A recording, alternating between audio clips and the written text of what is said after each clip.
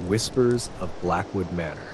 Blackwood Manor had stood on the outskirts of town for over a century, its once grand structure now draped in decay and silence.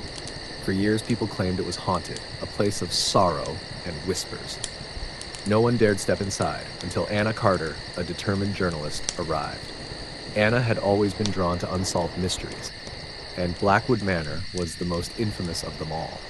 The legend spoke of Margaret Blackwood, the last resident who had vanished without a trace in 1893. Some believed she had been murdered. Others claimed she had taken her own life in despair. But one thing was certain, her spirit never left. The moment Anna stepped inside, a chill wrapped around her like a shadow. The air smelled of damp wood and something older, something forgotten. As she moved through the halls, she heard it, soft, distant whispers.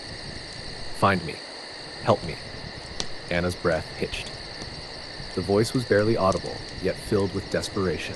She followed the whispers up the grand staircase, her flashlight flickering.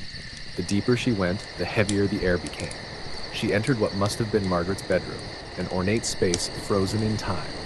A dusty mirror stood against the far wall, and as Anna approached, the whispers grew louder. "Look, please, see me." Anna lifted her flashlight and gasped. The mirror reflected not just the room, but a woman standing behind her. Pale, sorrowful eyes, a long Victorian dress, hands trembling. Margaret Blackwood. Anna turned, heart pounding, but there was no one there. Yet in the mirror, Margaret remained, pointing to the floor. With shaking hands, Anna knelt and began prying up the rotting floorboards. As she pulled them away, she uncovered a small, rusted box. Inside were aged letters, each one filled with Margaret's desperate words, her cries of innocence. She had been framed for a crime she didn't commit, locked away, and left to die alone in the very room Anna now stood in. Tears burned in Anna's eyes as realization struck her. "Margaret, I see the truth now. I understand. You weren't guilty. You were silenced." The air shifted. A warm, golden light filled the room, and for the first time, Margaret's reflection smiled. Her figure softened, the sorrow in her eyes fading. A final whisper filled the air, gentle, grateful. "Thank you. I am free."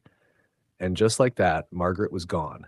The oppressive weight lifted from Blackwood Manor that night. The whispers ceased. The air felt lighter, almost peaceful.